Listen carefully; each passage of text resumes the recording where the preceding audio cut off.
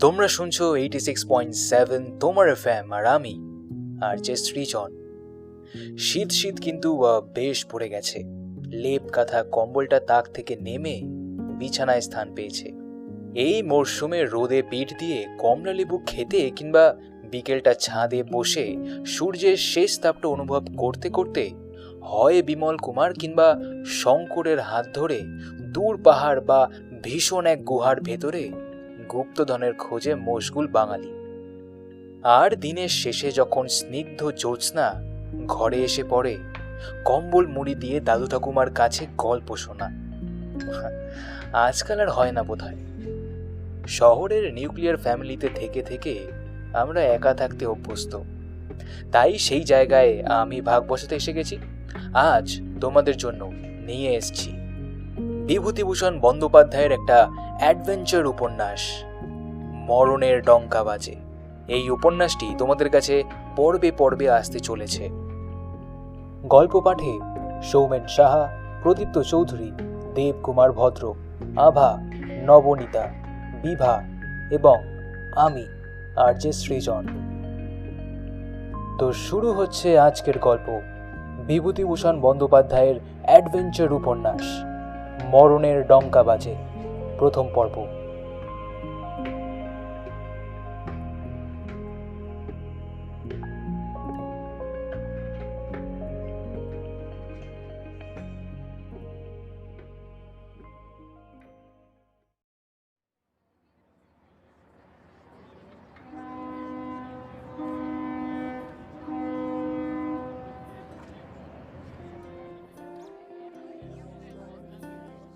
চাঁদপাল ঘাট থেকে রেঙ্গুনগামী mail steamer ছাড়ছে। বহু লোকজনের ভিড়। পুজোর ছুটির ঠিক পরেই বর্মা প্রবাসী 2-4জন বাঙালি পরিবার রেঙ্গুনে ফিরছে। কুলিরা মালপত্র তুলছে, দরাদরি, ছোড়াছড়ি, হৈ হৈ কাণ্ড। ডেক যাত্রীদের গোলমালের মধ্যে জাহাজ ছেড়ে গেল। যারা আত্মীয় স্বজনকে তুলে দিতে এসেছিল তারা তীরে দাঁড়িয়ে রুমাল নাড়তে লাগল।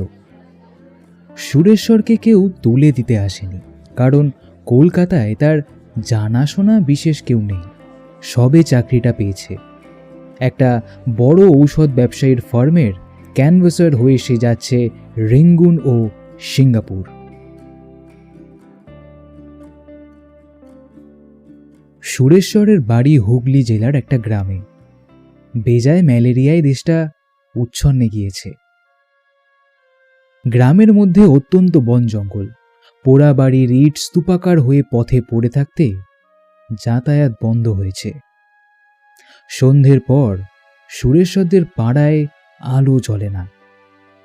ওদের পাড়ার চারিদিকে বন জঙ্গল ও ভাঙা পোড়ো বাড়ির মধ্যে একমাত্র অধিবাসী সুরেশ্বররা। কোনো উপায় নেই বলেই এখানে পড়ে থাকা, নইলে কোন কালে উঠে গিয়ে শহর বাজারের দিকে বাস করত ওরা। সুরেশ্বর বিএসসি পাশ করে এতদিন বাড়িতেই বসেছিল। চাকরি মেলা দুর্ঘট, আর কেই বা করে দেবে। এই সবের জন্যই সে চেষ্টা পর্যন্ত করেনি। তার বাবা সম্প্রতি পেনশন নিয়ে বাড়ি এসে বসেছেন। খুব সামান্যই পেনশন। সে আয়ে সংসার চালানো কায়ো ক্লেশে হয়, কিন্তু তাও পাড়া গায়ে। শহরে সে আয়ে একেবারেই চলে না। বছরখানেক বাড়ি বসে থাকবার পরে সুরেশ্বর গ্রামে আর থাকতে পারলে না। গ্রামে কোনো লোকজন নেই। তার সমবয়সী ভদ্রলোকের ছেলে এমন কেউ নেই যার সাথে দুদণ্ড কথা বলা যায়। সন্ধ্যা 8টার মধ্যে খেয়ে দিয়ে আলো নিভিয়ে শুয়ে পড়া গ্রামের নিয়ম। তারপর কোনো দিকে সারা শব্দ নেই। ক্রমশ এই জীবনে সুরেশ্বর অসহ্য হয়ে উঠল। সে ঠিক করলে কলকাতায় এসে টিউশন করেও যদি চালানো যায়, তাতেও তো সে শহরে থাকতে পারবে এখন। আজ থেকে 5-6 মাস আগে সুরেশ্বর কলকাতায় আসে এবং দেশের একজন পরিচিত লোকের মেসে ওঠে। এতদিন একাত্রা টিউশনি করেই সে চালাচ্ছিল। সম্প্রতি এই চাকরিটা পেয়েছে, তারই এক ছাত্রের পিতার সাহায্যে ও সুপারিশে। সঙ্গে 3 বাক্স ঔষধপত্রের নমুনা আছে বলে তাদের ফার্মের মোটর গাড়ি করে চাঁদপাল ঘাটে পৌঁছে দিয়ে গেছিল। এই প্রথম চাকরি এবং এই প্রথম দূর বিদেশে যাওয়া। সুরেশ্বরের মনে খানিকটা আনন্দ ও খানিকটা বিষাদ মেশানো একটা অদ্ভুত ভাব। একদল মানুষ আছে যারা অজানা দূর বিদেশে নতুন নতুন বিপদের সামনে পড়বার সুযোগ পেলে নেচে ওঠে। সুরেশ্বর ঠিক সে দলের নয়। সে নিতান্তই ঘরকুনো ও নিরীহ ধরনের মানুষ। তার মতো লোক নিরাপদে চাকরি করে আর 10 জন বাঙালি ভদ্রলোকের মতন নির্বিঘ্নে সংসার ধর্ম পালন করতে পারলেই সুখী হয়। তাকে যে বিদেশে যেতে হচ্ছে, তাও যে সে বিদেশ নয়, সমুদ্র পাড়ের দেশে পাড়ি দিতে হচ্ছে, সে নিতান্তই দায়ে পড়ে, নইলে চাকরি থাকে না। সে চায়নি এই চাকরি করতে এবং ভেবেও রেখেছে একবার যদি নিরাপদে ফিরে আসতে পারে তাহলে সে অন্য চাকরি দেখবে। কিন্তু জাহাজ ছাড়বার পরে সুরেশ্বরের মন্দ লাগছিল না। ধীরে ধীরে বোটানিক্যাল গার্ডেন, 2 তীরব্যাপী কলকারখানা পেছনে ফেলে রেখে প্রকাণ্ড জাহাজখানা সমুদ্রের দিকে এগিয়ে চলেছে। ভোর 6টায় জাহাজ ছেড়েছিল। এখন বেশ রৌদ্র উঠেছে। ডেকের একদিকে অনেকখানি জায়গায় যাত্রীরা ডেক চেয়ার পেতে গল্প গুজব শুরু করে দিয়েছে। স্টিমারের একজন কর্মচারী সবাইকে বলে গেল পাইলট নেমে যাওয়ার আগে যদি ডাঙায় কোনো চিঠি পাঠানোর দরকার হয় তা যেন আমরা লিখে রাখি। একজন বয় এসে বললে, आपको चाय के बदले कुछ और दूं क्या? সুরেশ্বর 2nd ক্লাসের যাত্রী। সে চা খায় না। এ খবর আগেই জানিয়েছিল এবং কিছু আগে সকলকে চা দেওয়ার সময় চায়ের পেয়ালা নিয়ে সে ফেরত গিয়েছে। সুরেশ্বর বললে, না না, এখন কিছু দরকার নেই। বয় চলে গেল। এমন সময় কে একজন বেশ মার্জিত ও ভদ্র সুরে ওর পেছন দিক থেকে এসে জিজ্ঞেস করল, মাফ করবেন, মশাই কি বাঙালি? সুরেশ্বর পেছন দিকে ফিরে বিস্মিত হয়ে চেয়ে দেখল এইমাত্র একজন নব আগন্তুক যাত্রী তার ডেক চেয়ার পাতবার মাঝখান থেকে থমকে দাঁড়িয়ে তাকে প্রশ্ন করছে। তার বয়স 25 কি 26-এর বেশি নয়। একহারা দীর্ঘ সুঠাম চেহারা, সুন্দর মুখশ্রী, চোখ দুটি বুদ্ধির দীপ্তিতে উজ্জ্বল, সব শুদ্ধ মিলিয়ে বেশ সুপুরুষ চেহারা। সুরেশ্বর উত্তর দেওয়ার আগেই সেই লোকটি হাসি মুখে বললে, কিছু মনে করবেন না, একসঙ্গেই কদিন থাকতে হবে আপনার সঙ্গে, একটু আলাদা করে নিতে চাই। প্রথমটা বুঝতে পারিনি আপনি বাঙালি কিনা। না, আর যারা যাচ্ছেন সবাই ডেকে, একজন কেবল 1st ক্লাসের যাত্রী। আপনি কত দূর যাবেন? রেঙ্গুনে? নমস্কার, আপাতত তাই বটে। সেখান থেকে যাব সিঙ্গাপুর। বেশ, খুব ভালো হলো। আমিও তাই। সরে এসে বসুন এদিকে, আপনার সঙ্গে একটু ভালো করে আলাপ জমিয়ে নিই। বাঁচলুম আপনাকে পেয়ে। সুরেশ্বর শীঘ্রই তার সঙ্গীটির বিষয়ে তার নিজের মুখেই অনেক কথা শুনলে। ওর নাম বিমল চন্দ্র বসু। সম্প্রতি মেডিকেল কলেজ থেকে পাশ করে ডাক্তারি করবার চেষ্টায় সিঙ্গাপুর যাচ্ছে। বিমলের বাড়ি কলকাতায়।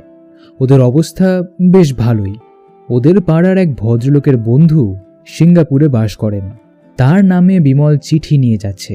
কথাবার্তা শুনে সুরেশ্বরের মনে হলো বিমল অত্যন্ত বুদ্ধিমান ও সাহসী। নতুন দেশে নতুন জীবনের মধ্যে যাবার আনন্দেই সে মশগুল।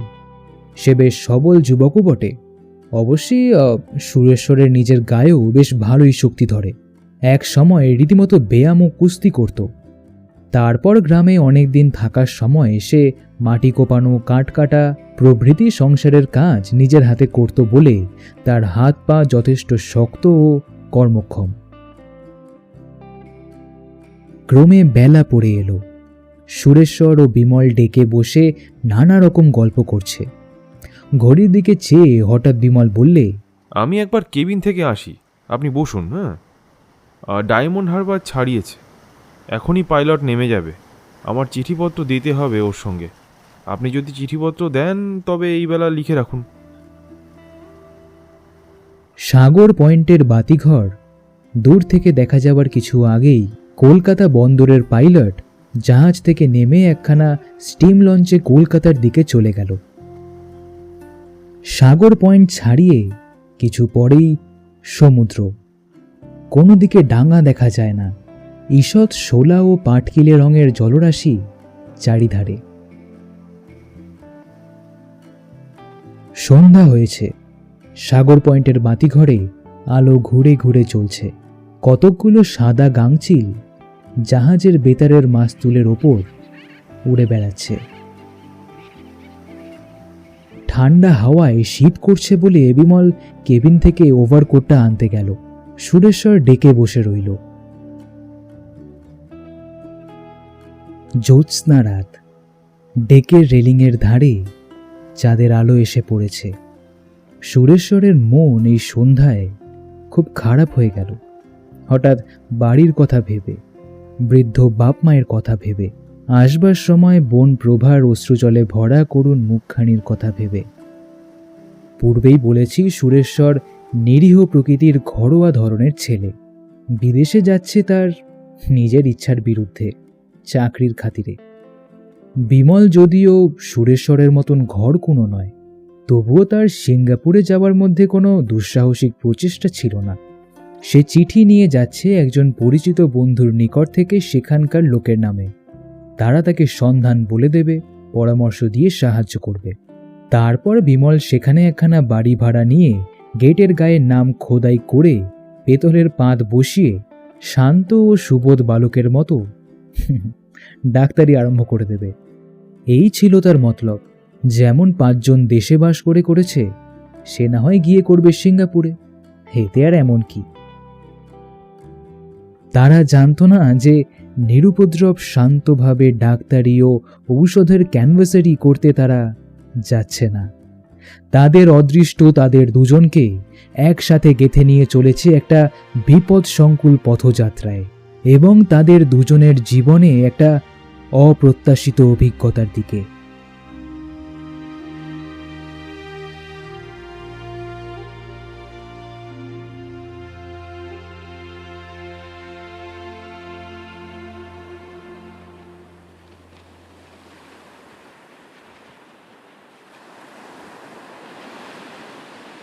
জাহাজ এখন সমুদ্রে পড়েছে। বিস্তীর্ণ জলরাশি ও অনন্ত নীল আকাশ ছাড়া আর কিছু দেখা যায় না। একদিন দুপুরে বিমল সুরেশ্বরকে উত্তেজিত সুরে ডাক দিয়ে বললে, চট করে চলে আসুন, দেখুন কি একটা জন্তু। জন্তুটি আর কিছু নয়, উড্ডীয়মান মৎস্য। জাহাজের শব্দে জল থেকে উঠে খানিকটা উড়ে আবার অদৃশ্য হয়ে গেল। জীবনে এই প্রথম সুরেশ্বর উড্ডীয়মান মৎস্য দেখল। ছেলেবেলায় চারুপাঠে ছবি দেখেছিল বটে।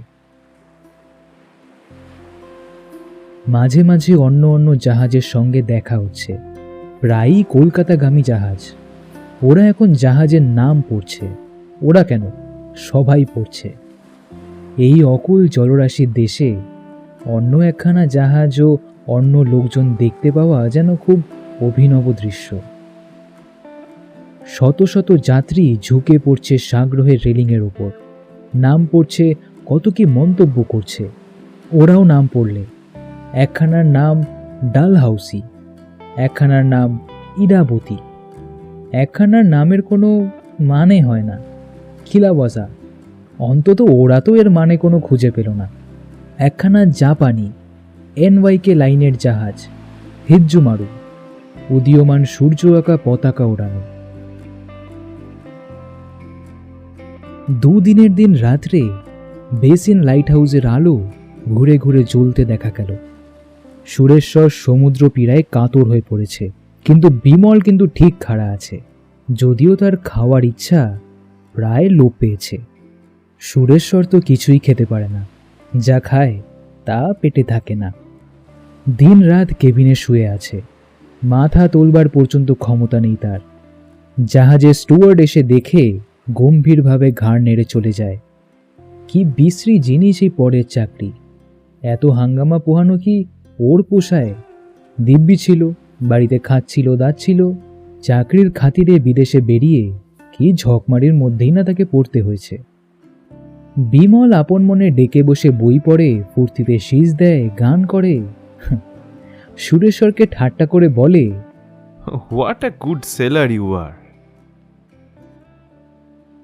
3 দিন 2 রাত্রি ক্রমাগত জাহাজে চলবার পরে তৃতীয় দিন সন্ধ্যায় এলিফ্যান্ট পয়েন্টের লাইট হাউস দেখা গেল। বেলাভূমি যদিও দেখা যায় না, তবুও সমুদ্রের জলের গাঢ় নীল রং ক্রমশ সবুজ হয়ে ওঠাতে বোঝা গেল যে ডাঙা খুব বেশি দূরে নেই। ডাঙার গাছপালা মাঝে মাঝে জলে ভাসতে দেখা যাচ্ছে। সন্ধ্যের অল্প পরেই জাহাজ ইরাবতীর মোহনায় প্রবেশ করল। সঙ্গে সঙ্গে জাহাজের সাইরেন বেজে উঠল।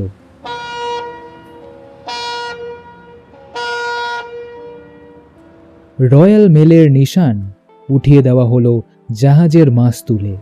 সন্ধ্যা আকাশ তখন যেন লাল।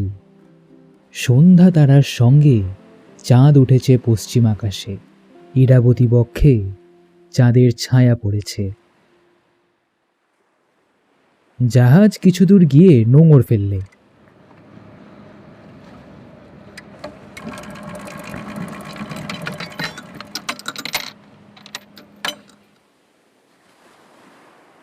রাত্রে ইরাবতী নদীতে বড় বড় জাহাজ চালানোর কোনো নিয়ম নেই। রেঙ্গুনের পাইলট রাত্রে জাহাজে থাকবে, সকালে ইরাবতী বক্ষে জাহাজ চালিয়ে নিয়ে যাবে সে।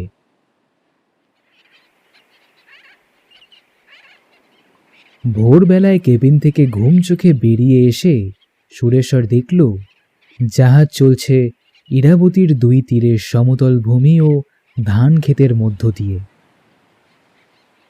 যতদূর চোখ যায় আমাদের বঙ্গদেশের মতন শস্য শ্যামলা ঘন সবুজ ভূমি, কাঠের ঘরবাড়ি। তারপরেই রেঙ্গুনে পৌঁছে গেল জাহাজ।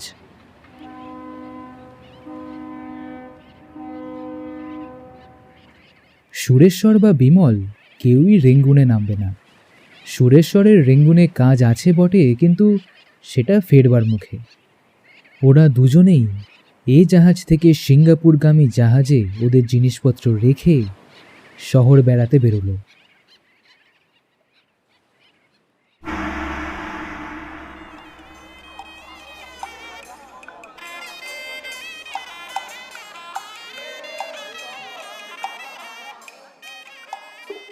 বেশি কিছু দেখবার সময় নেই। দুপুরের পরেই সিঙ্গাপুরের জাহাজ ছাড়বে। জাহাজের পার্সার বলে দিয়েছে যে বেলা 12:30টার আগেই যেন তারা ফিরে আসে। নতুন দেশ, নতুন মানুষের ভিড়। ওরা যা কিছু দেখছে বেশ লাগছে ওদের চোখে। লেক, পার্ক আর সোয়েডাগং প্যাগাডো দেখে ওরা জাহাজে ফিরবার কিছু পরেই জাহাজ ছেড়ে দিল। আবার অকুল সমুদ্রের অনন্ত জলরাশি। একদিন সুরেশ্বর বিমলকে বললে, আচ্ছা বিমল, কাল রাত্রে না একটা বড় মজার স্বপ্ন দেখেছি। এই কয়েকদিনের মেলামেশায় তাদের পরিচয়ের ঘনিষ্ঠতা তুমিতে গিয়ে পৌঁছেছে। কি স্বপ্ন? তুমি আর আমি ছোট একটা অদ্ভুত গড়নের বজরা নৌকো করে সমুদ্রে যেন কোথায় যাচ্ছিলাম। সেই ধরনের বজরা আমি ছবিতে দেখেছি, ঠিক বোঝাতে পারবো না এখন। তারপর ধোঁয়ায় যেন চারিদিকটা অন্ধকার হয়ে গেল। খালি ধোঁয়া, বিশ্রী একটা কালো রঙের ধোঁয়া। আমরা বাঁচলাম তো না খসলাম? কথা শেষ করে বিমল হো হো করে হেসে উঠল। সুরেশ্বর চুপ করে রইল। রেঙ্গুন থেকে জাহাজ ছেড়ে 2 দিন 2 রাত অনবরত যাওয়ার পরে চতুর্থ দিন ভোরে জমি দেখা গেল। রেঙ্গুনের মতন সমতল ভূমি নয়, উঁচু নিচু, যেদিকে চাও সেদিকে পাহাড়। উপকূলের চতুর্দিকেই মাছ ধরার বিপুল আয়োজন। বড় বড় কালো রঙের খুঁটি দিয়ে ঘেরা, জাল ফেলা। পালতোলা জেলে ডিঙিতে অহরহ তীর আচ্ছন্ন। পিনাং বন্দরে জাহাজ ঢোকবা মাত্রই অসংখ্য সম্পান এসে জাহাজের চারিধারে ঘিরলে। মাঝিরা সকলেই চিনেম্যান। ওরা সম্পানে করে বন্দরে নেমে শহর দেখতে বেরোলো। ঘন্টা হিসেবে দুজনে একখানা রিক্সা করলে। ঘন্টা পিছু 20 সেন্ট ভাড়া। পিনাংয়ে ঠিক সমুদ্র তীরে একটু সমতল ভূমি, চারিদিকেই পাহাড়। অনেকগুলো ছোট নদী এইসব পাহাড় থেকে বার হয়ে শহরের মধ্যে দিয়ে সমুদ্রে গিয়ে মিশেছে। ওরা একটা পাহাড়ের ওপরে মিনা মঠ দেখতে গেল। পাথরে বাঁধানো সিঁড়ি, বাগান, পুরোহিতের ঘর, দেব মন্দির স্তরে স্তরে উঠেছে। বাগানের চারিদিকে নালার ঝর্ণার স্রোতে কতগুলো পদ্ম গাছ। মন্দিরের মধ্যে টেওস্ট ধর্মজ দেব মূর্তি। এদের মধ্যে একটা মূর্তি দেখে সুরেশ্বর চমকে দাঁড়িয়ে গেল। কোনো চীনা দেবতার মূর্তি, ভ্রুকুটি কুটিল, কঠিন এবং রুক্ষ মুখ। হাতে অস্ত্র ধরবার ভঙ্গিটাও আক্রমণ সম্পূর্ণ। সমস্ত পৃথিবী যেন ধ্বংস করতে উদ্যত। বিমল বললে, কি দাঁড়ালে যে? দেখেছ মূর্তিটা? চোখ মুখে কি ভয়ানক নিষ্ঠুর ভাব দেখেছ? মন্দিরের পুরোহিতদের জিজ্ঞেস করে জানা গেল যে ওটি টেওস্ট রম দেবতার মূর্তি। হঠাৎ সুরেশ্বর বললে, চলো এখান থেকে চলে যাই আমরা। বিস্মিত বিমল বললে, ও কি পাহাড়ের উপরে যাবে না? সুরেশ্বর আর উপরে উঠতে অনিচ্ছুক দেখে বিমল ওকে নিয়ে জাহাজে ফিরল। পথে বললে, তোমার কি হলো হে সুরেশ্বর? ওরকম মুখ গম্ভীর করে মনমরা হয়ে পড়লে কেন? সুরেশ্বর বললে, ও কিছু না, চলো আমরা চলে যাই এখন। জাহাজে ফিরে এসেও সুরেশ্বরের সে ভাব দূর হলো না। ভালো করে কথা কয় না সে, কি যেন ভাবছে। নৈশ ভোজের টেবিলে সে ভালো করে খেতেও পারল না। রাত 9টার পরে পিনাং থেকে জাহাজ ছাড়লে সুরেশ্বর যেন কিছু স্বস্তি অনুভব করল। পিনাং বন্দর থেকে জেটির আলোকমালা দূরে মিলিয়ে যাচ্ছে। ওরা ডেকে এসে বসেছে নৈশ ভোজের পরে। হঠাৎ সুরেশ্বর বললে, ওহ, কি ভয় পেয়ে গিয়েছিলাম ওই চীনে দেবতার মূর্তিটা দেখে। বিমল হেসে বললে, আমি তা বুঝতে পেরেছিলাম, কিন্তু সত্যি তুমি এত ভীতু তা তো জানিনি। স্বীকার করি মূর্তিটা অবশ্যই কমনীয় নয়, তবুও। সুরেশ্বর গম্ভীর মুখে বললে, আমার মনে হচ্ছে কি যেন বিমল, আমরা ওই দেবতার কপদৃষ্টিতে পড়ে গিয়েছি। সবসময় সব জায়গায় যেতে নেই। আমরা সন্ধেবেলা ওই চীনে মন্দিরে গিয়ে খুব একটা ভালো কাজ করিনি।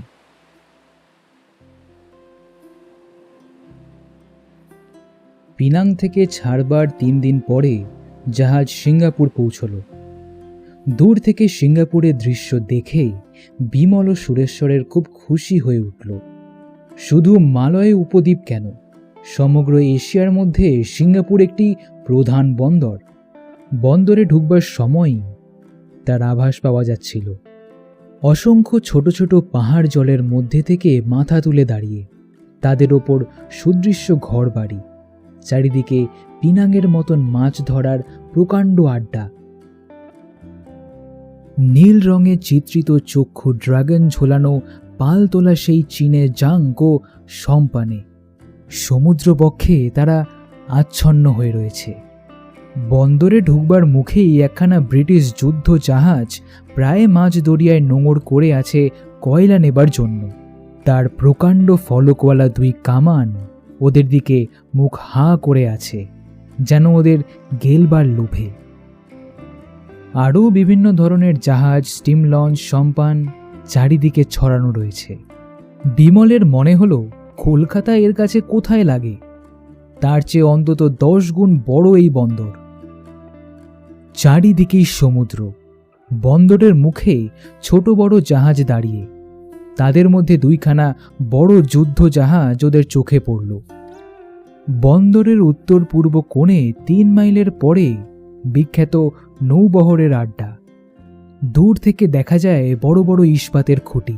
বেতারের মাছ তুলে সেদিকটা অরণ্যের সৃষ্টি করেছে। জাহাজের কয়লা নেবার প্রধান আড্ডা সিঙ্গাপুর। পূর্ব দিক থেকে পশ্চিম ও দক্ষিণ থেকে পূর্বগামী সব রকম জাহাজকেই এইখানে দাঁড়াতে হবে কয়লার জন্য। এর বিপুল ব্যবস্থাও করা রয়েছে এখানে। বহুদূর ধরে পর্বত আকারে কয়লা রক্ষিত রয়েছে, যেন সমুদ্রের ধারে ধারে অনেক দূর পর্যন্ত একটা অবিচ্ছিন্ন কয়লার পাহাড়ের সারি চলে গিয়েছে। বন্দরে জাহাজ এসে থামলে সুরেশ্বর ও বিমল চিনে কুলি দিয়ে মালপত্র এনে 2খানা রিক্সা ভাড়া করলে। ওরা দুজনেই একটা ভারতীয় হোটেল দেখে নিয়ে সেখানে উঠল। বিকেলের দিকে সুরেশ্বর তার ওষুধের ফার্মের কাজে কয়েকটা জায়গায় ঘুরে এলো। বিমল যে ভদ্রলোকের নামে চিঠি এনেছিল তার সঙ্গে দেখা করতে গেল। সন্ধ্যের পরে সুরেশ্বর জিজ্ঞেস করলে, কি হয়েছে, অমনভাবে বসে কেন? ভাই, এত দূর পয়সা খরচা করে আসাই মিথ্যে হলো। আমি যা ভেবে এখানে এলুম তা হওয়ার কোনোই আশা নেই। যে ভদ্রলোকের নামে চিঠি এনেছিলাম তার নিজের ভাগ্নে ডাক্তার হয়ে এসে বসেছে। আমার কোনো আশাই নেই। তাতে কি হয়েছে? এত বড় সিঙ্গাপুর শহরে 2জন বাঙালি ডাক্তারের স্থান হবে না? খেপেছ তুমি? আমি ওষুধের দোকান খুলছি, তুমি সেখানে ডাক্তার হয়ে বসো, দেখোই না কি হয় আর না হয়। হঠাৎ সুরেশ্বরের মনে হলো যে তাদের ঘরের বাইরের জানলার কাছে কে যেন একজন ওদের কথা দাঁড়িয়ে দাঁড়িয়ে শুনছে। বিমল বলল, ওকে? সুরেশ্বর তাড়াতাড়ি দরজার কাছে গিয়ে মুখ বাড়িয়ে দেখল। তার মনে হলো একজন যেন বারান্দার মোড়ে অদৃশ্য হয়ে গেল। সে ফিরে এসে বললে, ও কিছু না, কে একজন যেন গেল মনে হলো। তারপর ওরা দুজন অনেক রাত পর্যন্ত সিঙ্গাপুরে ভারতীয় পাড়ায় একখানা ওষুধের দোকান খোলবার সম্বন্ধে জল্পনা কল্পনা করতে লাগল। বিমল 1000খানেক টাকা এখন ঢালতে প্রস্তুত আছে, আর সুরেশ্বর নিজেদের ফার্মকে বলে ওষুধের জোগাড় করবে। বড় ডাকঘরের ক্লক টাওয়ারে ঢং ঢং করে রাত 11টা বাজল। হোটেলের চাকর এসে দুজনের খাবার দিয়ে গেল। একজন শিখের হোটেল, মোটা মোটা সুস্বাদু রুটি ও মাংস, আস্ত মশকলাইয়ের ডাল ও আলুর তরকারি, আজ রাতের মতন এই আহার্য। সারাদিনের ক্লান্তির পরে তা যেন অমৃতের মতন লাগলো ওদের। আহার আদি সেরে সুরেশ্বর শোবার জোগাড় করতে যাচ্ছে, এমন সময় বিমল হঠাৎ দরজার কাছে গিয়ে বাইরের দিকে চেয়ে দেখল। সুরেশ্বর বললে, কি হলো? বিমল ফিরে এসে বিছানায় বসল। সে বললে, আমার ঠিক মনে হলো কে একজন জানলাটার কাছে দাঁড়িয়েছিল। কাউকে দেখলাম না কিন্তু। সুরেশ্বরের কিরকম সন্দেহ হলো। বিদেশ বিভূই জায়গা, নানা রকম বিপদের আশঙ্কা এখানে পদে পদে। সে বললে, সাবধানে থাকাই ভালো, দরজাটা বেশ করে বন্ধ করে দিয়ে শুয়ে পড়ো, রাতও তো অনেক হয়েছে। সুরেশ্বরের ঘুম ছিল সজাগ, তাই অনেক রাত্রে একটা কিসের শব্দে ওর ঘুমটা ভেঙে গেল। বিছানার ওপর উঠে বসল সে। বিছানার শিয়রের দিকে জানলাটা খোলা ছিল। বিছানা ও জানলার মধ্যে একটা ছোট টেবিলের দিকে নজর পড়ল তার। দেখল টেবিলটার ওপর ঢিল জড়ানো একটা টুকরো কাগজ। এটাই বোধহয় একটু আগে জানলা দিয়ে এসে পড়েছে।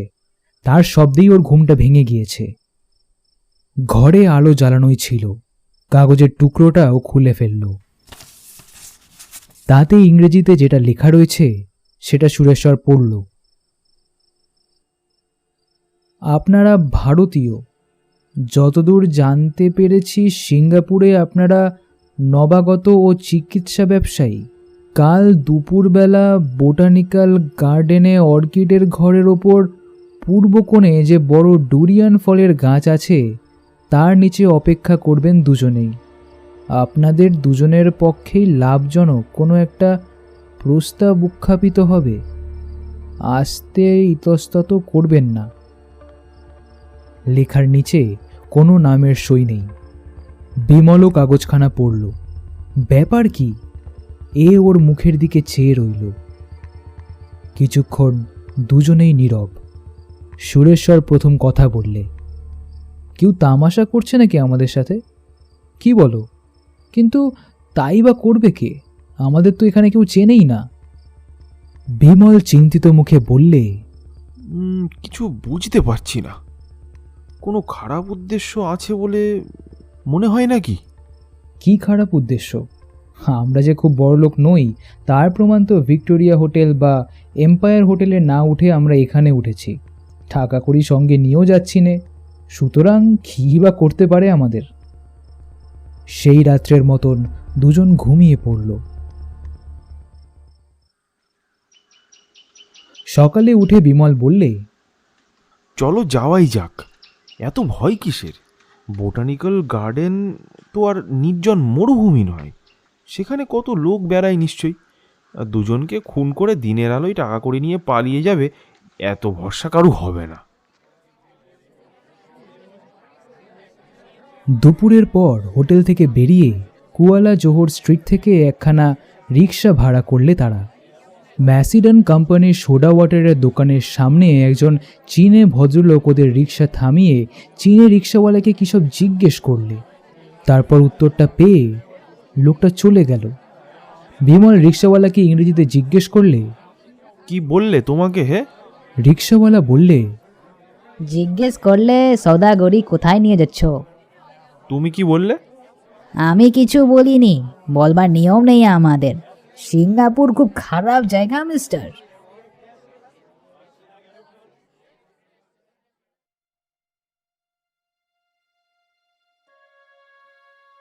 বোটানিক্যাল গার্ডেন শহর ছাড়িয়ে প্রায় 2 মাইল দূরে।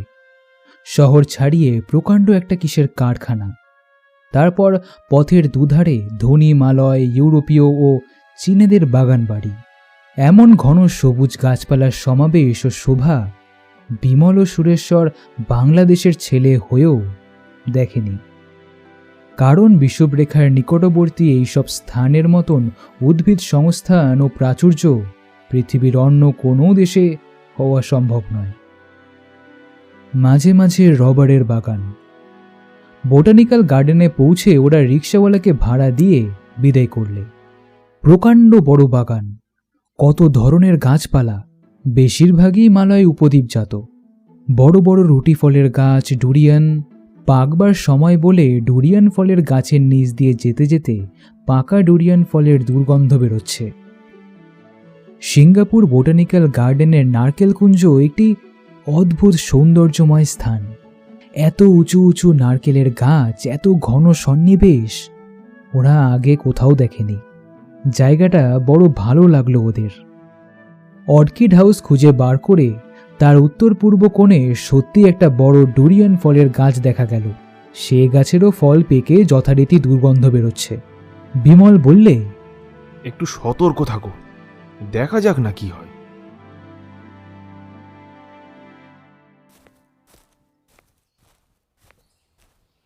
সবুজ টিয়ার ঝাঁক গাছের ডালে ডালে উড়ে বসছে। একটা অপূর্ব শান্তি চারিদিকে। ওরা দুজনে ডুরিয়ান গাছের ছায়ায় শুকনো তালপাতা পেতে বসে অপেক্ষা করতে লাগল।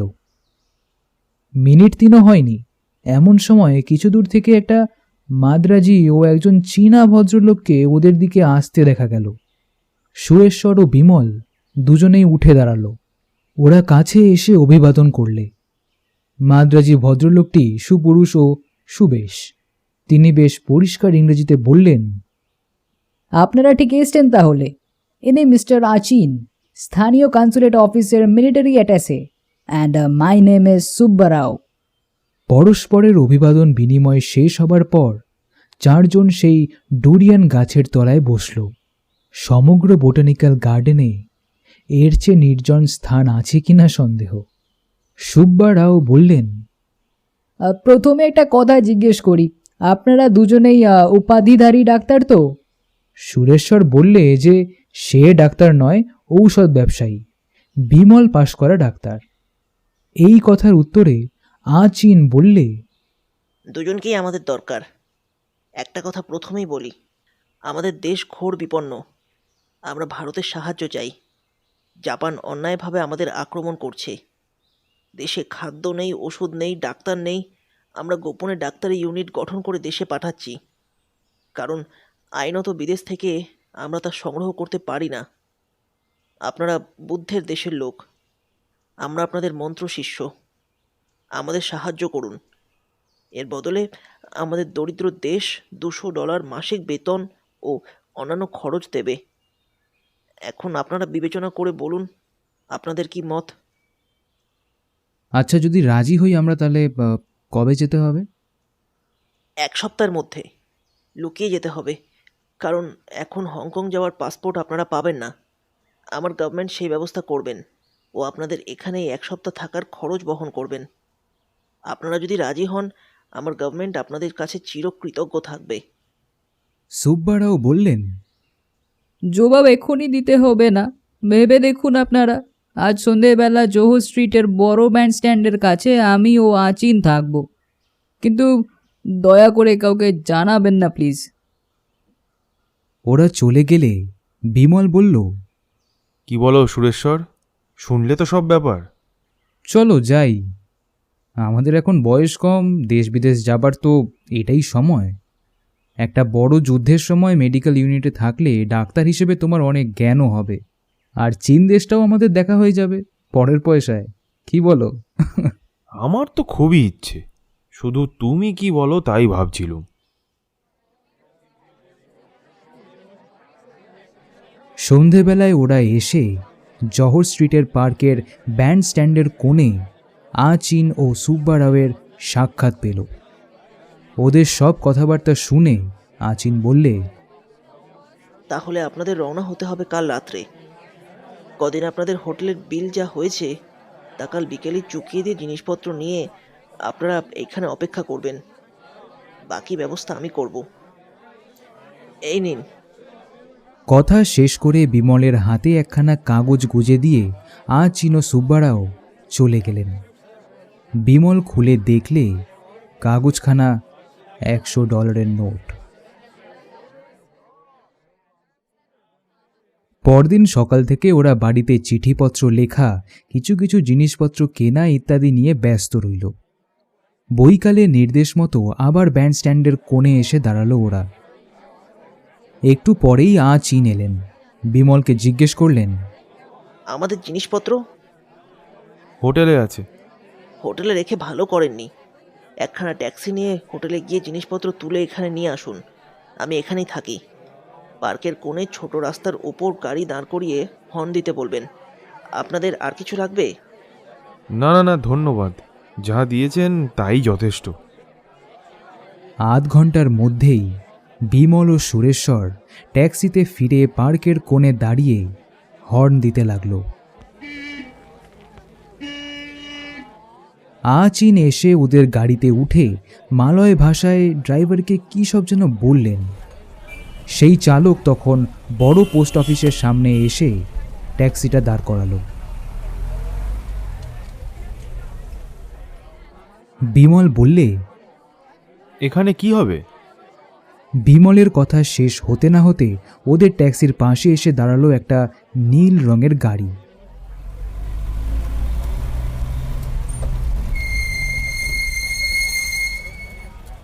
স্টিয়ারিং ধরে আছে একজন চীনা ড্রাইভার। আচিন বললেন, উঠুন পাশের গাড়িতে। পরে তার ইঙ্গিত মতো দুজন ড্রাইভারে মিলে জিনিসপত্র সব নতুন গাড়িখানায় তুলে দিল। গাড়ি তখন তীর বেগে সিঙ্গাপুরের অজানা বড় রাস্তায় বয়ে চলেছে। তখন বিমল বললে, অত সদরে দাঁড়িয়ে ও ব্যবস্থা করলেন কেন? কেউ যদি টের পেয়ে থাকে? আচিন বললেন, কেউ করবে না জানি বলেই এই ব্যবস্থা। এই সময় চীনা ডাক নিতে রোজ কনসুলেট অফিসের লোক ওখানে আসবে, সকলেই জানে। আমার পরনে কনসুলেট ইউনিফর্ম। আমি লুকিয়ে কোনো কাজ করতে গেলেই লোকে সন্দেহের চোখে দেখবে। সদরে কেউ কিছু হঠাৎ মনে করবে না। একটু পরেই সমুদ্র চোখে পড়ল, সারি সারি দাঁড়ানো ওই নারকেল গাছগুলোর আড়ালে। শহর ছাড়িয়ে একটু দূরে একটা নিভৃত স্থানে এসে গাড়িটা একটা বাংলোর কম্পাউন্ডের মধ্যে ঢুকল।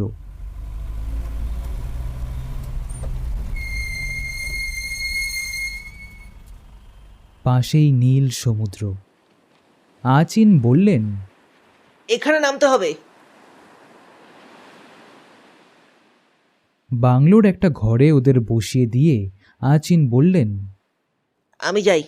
এখানে নিশ্চিন্ত মনে থাকুন, কোনো ভয় নেই। যথা সময়ে আপনাদের খাবার দেওয়া হবে। বাকি ব্যবস্থা সব রাত্রে। তিনি চলে গেলেন। একটু পরে জনৈক চীনা ভৃত্য ছোট ছোট পেয়ালায় সবুজ চা ও কুমড়োর বিচির কেক নিয়ে ওদের সামনে রাখল। এ আবার কি চিজ বাবা, ইঁদুর ভাজা রাজা নয় তো? সুরেশ্বর বললে, ইঁদুর নয়, কুমড়োর বিচি, তা স্পষ্টই বোঝা যাচ্ছে। তবে আমাদের কিন্তু ইঁদুর খাওয়াটা অভ্যেস করতে হবে, নইলে হরি মটর খেয়ে থাকতে হবে এই চীনা দেশে। কেকগুলো ওদের মন্দ লাগলো না। চা পানের পরে ওরা বাংলোর চারিধারে একটু ঘুরে বেড়ালো। সিঙ্গাপুরের উপকণ্ঠে নির্জন স্থানে সমুদ্র তীরে বাংলোটি অবস্থিত। সমুদ্রের দিকে এক সারি ঝাউ অপরাহ্নের বাতাসে শো শো করছিল। দূরের সমুদ্রবক্ষে অস্তগামী সূর্যের আভা কি সুন্দরটাই না দেখাচ্ছিল।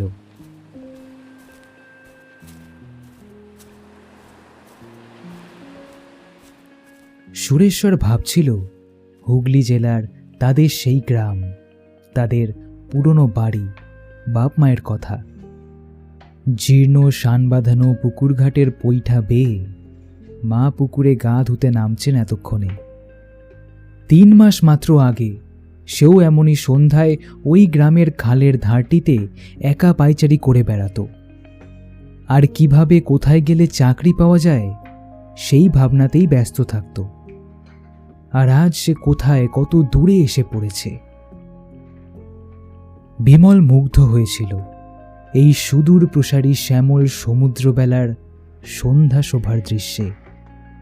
সে ভাবছিল কবি ও ঔপন্যাসিকদের পক্ষে এমন বাংলো তো স্বর্গ।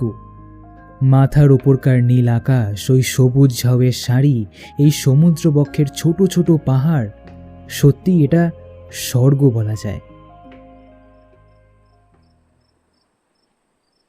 গভীর রাত্রে আচিন এসে ওদের ওঠালেন। একখানা মোটরে 1/2 মাইল আন্দাজ গিয়ে সমুদ্রের তীরে একখানা নির্জন স্থানে ওরা জিনিসপত্র সমেত ছোট একটা জালি বোটে উঠল।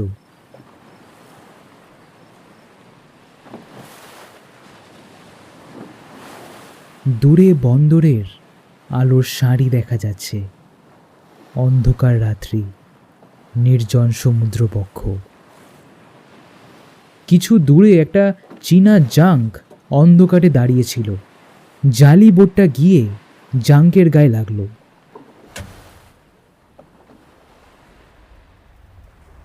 দড়ির সিঁড়ি বেয়ে ওরা জাঙ্কে উঠল। পাটাতনের নিচে একটা ছোট কামরা ওদের জন্য নির্দিষ্ট হলো। কামরাতে একটা চীনা মাদুর বিছানো, বেতের বালিশ, চীনা লণ্ঠন, রঙিন গলার পুতুল, কাজ করা ফুলের টবে নার্সিসাস ফুল গাছ, এমনকি ছোট খাঁচা সমেত একটি ক্যানারি পাখি। আচিন বললেন, কামরা আপনাদের পছন্দ হয়েছে তো? সুরেশ্বর বললে, খুবই সুন্দর সাজানো কামরা, আপনাকে অসংখ্য ধন্যবাদ। এবার আচিন গম্ভীরভাবে বললেন, ধন্যবাদ আপনাদের। আমাদের বিপন্ন দেশকে দয়া করে আপনারা সাহায্য করবার জন্য এত কষ্ট স্বীকার করে অজানা ভবিষ্যতের দিকে চলেছেন। ভগবান বুদ্ধের দেশের লোক আপনারা, সবসময় আপনারা আমাদের নমস্য। ভগবান বুদ্ধের আশীর্বাদ আপনাদের ওপর বর্ষিত হোক। সুরেশ্বর বললে, তা আপনি তো আমাদের সঙ্গে মনে হচ্ছে যাবেন না, তা এই নৌকোটা আমাদের ঠিক জায়গা মতো পৌঁছে দেবে তো? সে বিষয়ে ভাববেন না, এ চীন গভর্নমেন্টের বেতনভোগী জাঙ্ক। 3 দিন পরে একখানা চীনা জাহাজ আপনাদের তুলে নেবে, কারণ সামনে দুস্তর চীন সমুদ্র। জাঙ্কে সেই সমুদ্র পার হওয়া তো যাবে না। আচিন বিদায় নেবার পরে নৌকা নোঙর ওঠালো। জাঙ্কের সুসজ্জিত কামরায় মোমবাতির আলো জ্বলছে। অনুকূল বায়ুভরে চীন সমুদ্র বেয়ে নৌকো চলেছে ঘন অন্ধকারে। কেবল ঢেউগুলি যেন জোনাকির আলোর মতন জ্বলছে। বিমল বললে, এখান থেকে হংকং 1700-1800 মাইল দূর। একে ভীষণ চীন সমুদ্র, আর এই জাং তো এখানে মোচার খোলা। প্রাণ নিয়ে এখন ডাঙায় পা দিতে পারলে হয়।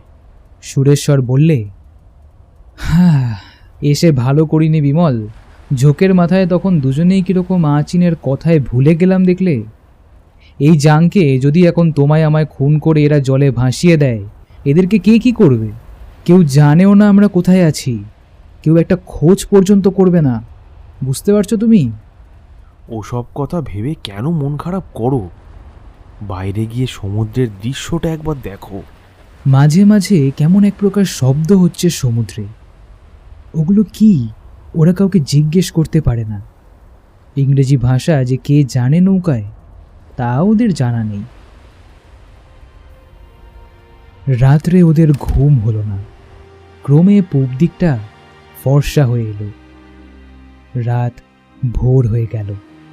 একটু পরে সূর্য উঠল আকাশে।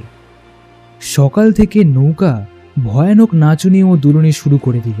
চীন সমুদ্র অত্যন্ত বিপজ্জনক, সর্বদা চঞ্চল, ঝড় তুফান লেগেই আছে। ওরা সমুদ্র পীড়ায় কাঁধ হয়ে কামরার মধ্যে ঢুকে চিত হয়ে শুয়ে পড়ল। আহার বিহারে ওদের কোনো রুচি নেই। সেদিন বিকেলে একটা মস্ত ঢেউয়ের মাথায় একটা কাটল ফিশ এসে পড়ল জাঙ্কের পাটাতনে। সেটা তখনও জ্যান্ত। পালাবার আগেই চীনে মাঝিরা ওটাকে ধরে ফেলল।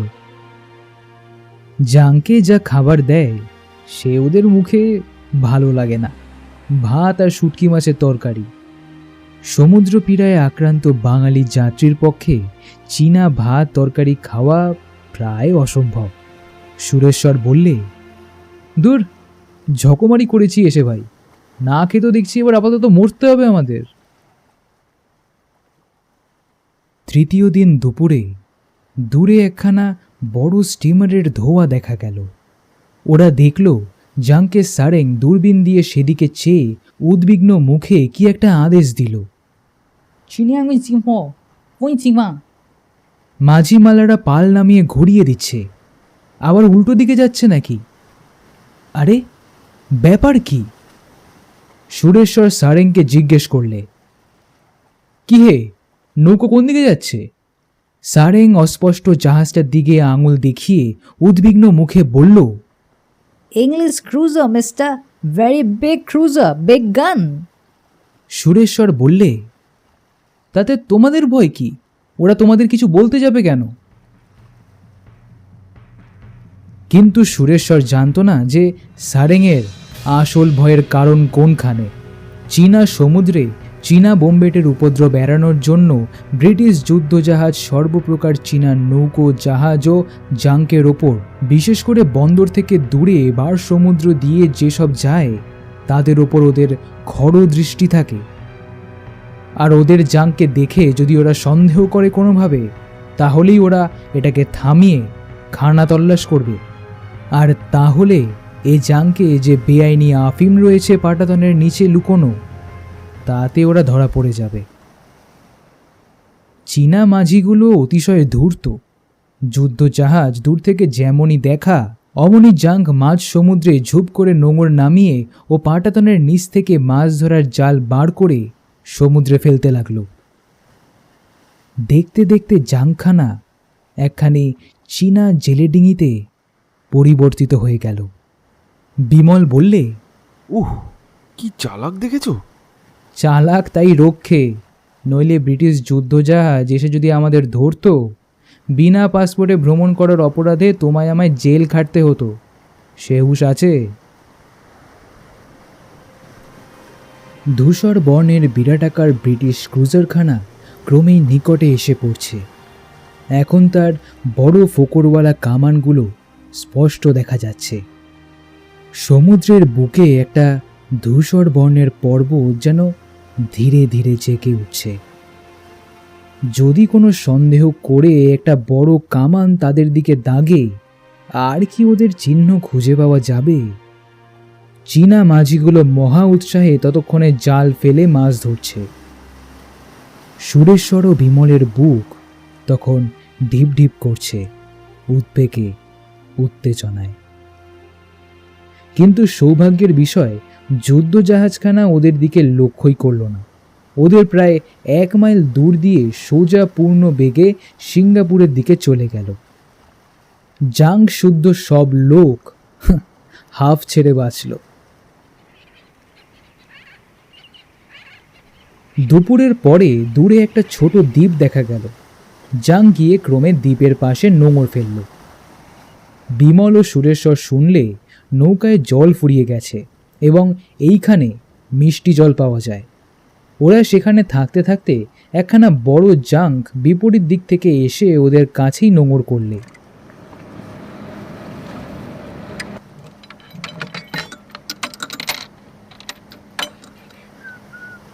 বিমলদের জাঙ্কের মাঝিরা বেশ একটু ভীত হয়ে পড়ল নবাগত নৌকোখানা দেখে।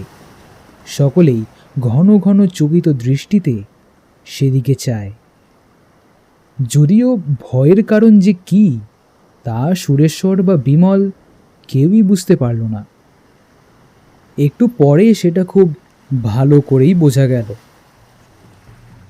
ওই নৌকা থেকে 10-12 জন গুন্ডা ও বড় আকৃতির চীনে ম্যান এসে ওদের জাং ঘিরে ফেলল। সকলের হাতেই বন্দুক, কারো হাতে আবার ছোড়া। ওদের জাংকে কেউ কোনো রকম বাধা দিল না, দেওয়া সম্ভবও ছিল না। দস্যুরা দলে ভারী, আর তাছাড়া অত বন্দুকও নৌকায় ছিল না।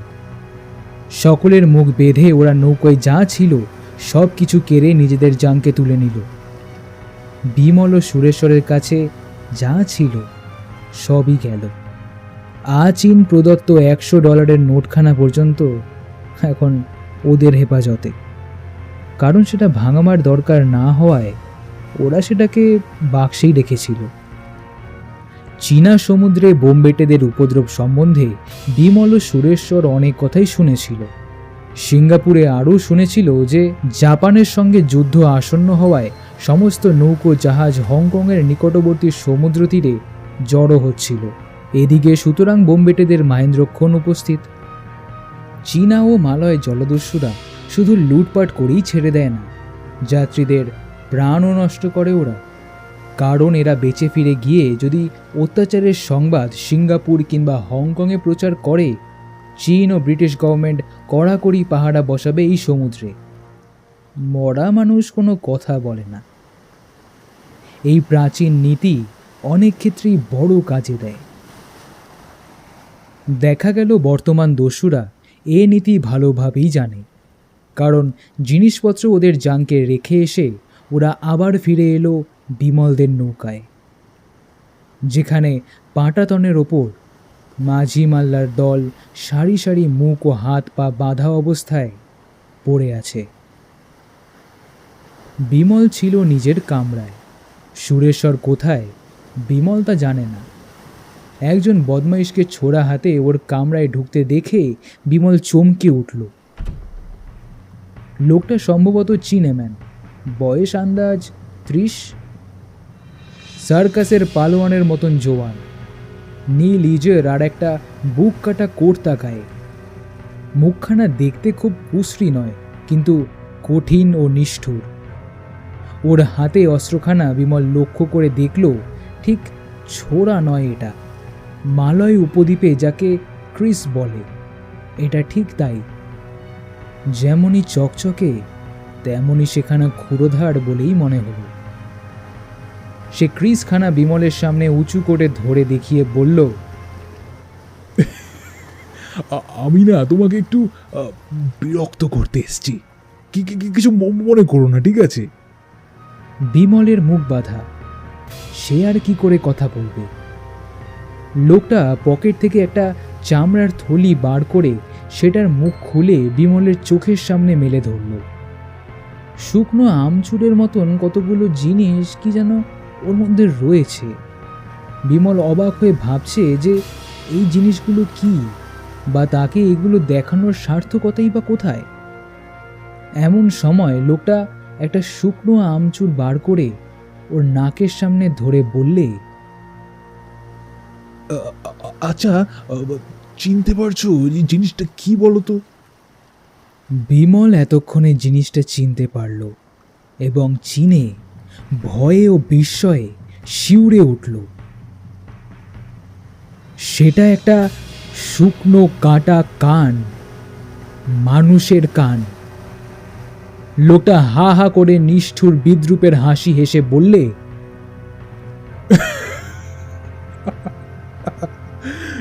বুঝেছো এবার? হ্যাঁ, ওটা আমার একটা বাতিক বলতে পারো। মানুষের কান সংগ্রহ করাটা আমার একটা নেশা। তোমাকেও তোমার কান দুটোর জন্য একটু কষ্ট দেব। আশা করি মনে কিছু করবে না। এসো, একটু এগিয়ে এসো দেখি। আর একটু এগিয়ে এসো, কাছে কাছে কাছে। বিমল নিরুপায়। এই মুহূর্তে তার মনে হলো হয়তো সুরেশ্বরের সমানই অবস্থা ঘটেছে। এতক্ষণে তারও হয়তো অশেষ দুর্দশা হচ্ছে এই পীতবর্ণ বর্বরদের হাতে। লোকটা সময়ের মূল্য বোঝে, কারণ কথা শেষ করেই বুদ্ধ শিষ্যের এই বিচিত্র নমুনাটি চকচকে ক্রিসখানা হাতে এগিয়ে এলো।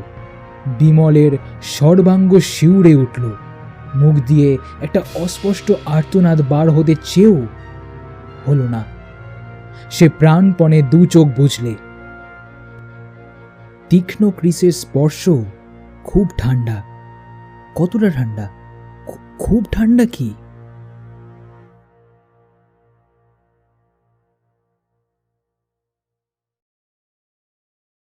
গল্প পাঠে সৌমেন সাহা, প্রদীপ্ত চৌধুরী, দেবকুমার ভদ্র, আভা, নবনীতা, বিভা এবং আমি আরজে সৃজন।